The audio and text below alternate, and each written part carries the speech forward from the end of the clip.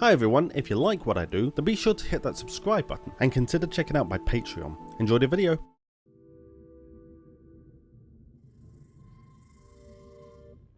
With the infection of the blood moon spreading into the oceans of Terraria, a whole host of bizarre and terrifying creatures came forth from the depths to terrorize those believing the waters would protect them. Beyond these mutant strains though, something altogether more ancient was awoken from its slumber. A race of creatures boasting a history beyond that of man or lizard, ones who cultivated a gleaming civilization before the spark of sapience awoke in their land-dwelling brethren. Those who battled against the great star god when he first stepped foot upon Terraria, but like all others who stood against the Great One, they would be cast aside, their achievements forgotten, lost to the depths of an unforgiving sea. By the lizards long ago. However, the terrain can be extremely dangerous. Right, time to die.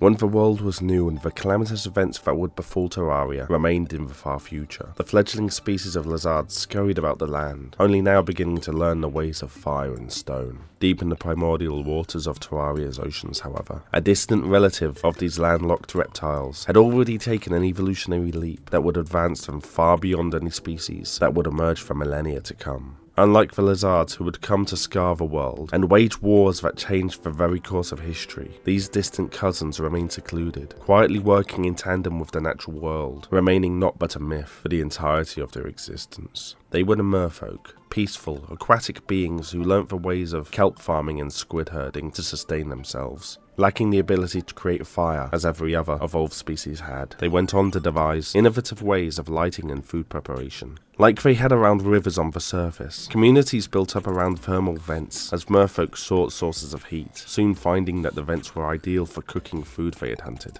As the population grew, makeshift structures were constructed around the vents as protection from predators and ocean currents, coming to be adorned with luminescent jellyfish, captured in jars as a source of light, a technique that had been pioneered by hunters traversing the dark stretches between vent fields. From here the society would only grow as any civilization did, with kelp fields stretching across the shallows, and ever more large and elaborate structures growing around the thermal vents. It was only a matter of time though, before the vent fields could not hold all of the merfolk, and towns began spilling into the cold, dark waters surrounding them. Those who lived here stood little chance of survival, vulnerable to fierce creatures, or simply the freezing water of the depths. Drastic action would need to be undertaken, lest the merfolk's development stagnate, and their legacy fade into obscurity. Luckily for those dwelling on the outskirts, there were those who recognized the issue, and had the vision to do something about it. The idea was ambitious, however, and their still relatively primitive civilization would need to undergo a technological revolution that would either catapult them into a golden age, or cause it to crumble to dust. These visionaries, or to some madmen, meant to crack the seabed beneath their feet, opening up new thermal vents wherever they pleased. If it worked, entire towns had the potential to merge into grand cities, allowing for the distribution of people and sharing of ideas like never before. But if it were to fail, then they may yet be consumed by the flame they crave so desperately, and swallowed whole by the earth from whence they had come.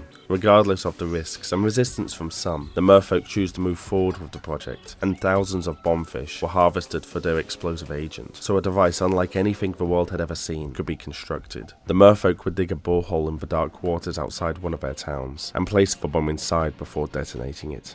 The shockwave was felt throughout their domain, and for a time it looked as if the experiment had failed. But eventually the waters around the test site grew warmer, and it became apparent that the audacious plan had actually worked. The now inhabitable seafloor was quickly developed, and soon enough the technique was being carried out everywhere, gradually linking all of the merfolk's territory into one single nation. As expected, merfolk society blossomed, and with no external factors limiting their growth, the world around them all but tamed. Their advancement became all but unstoppable. They created technologies beyond even what the lizards would achieve, spread further underwater than humans would across the land, and would even come to negate the reliance upon the thermal vents altogether. They reached such a peak of development that no realm was out of their reach. But even with all these technological marvels, the merfolk never even entertained the idea of moving onto the land. They had reached their peak, and were not about to endanger at all by expanding too far. Besides, the ocean was their home, and all the surface world offered was danger and turmoil. Even though they refused to become embroiled in the chaos of the surface, there were forces that exceeded even the merfolk's prowess. Forces that looked upon Terraria's oceans as the perfect staging ground for their conquest of the land, and would not hesitate to wipe away any resistance they encountered there.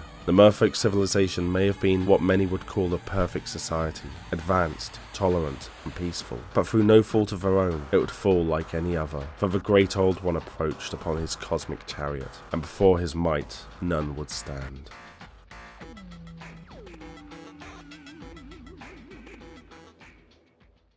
Hi everyone, I hope you enjoyed the video. If you liked what you saw, then please consider liking the video, subscribing and sharing it with your friends. If you want to support the channel even more, then head over to Patreon, become a channel member or buy some merch. Links are all down in the description. I hope you all have a great day and I'll see you next time.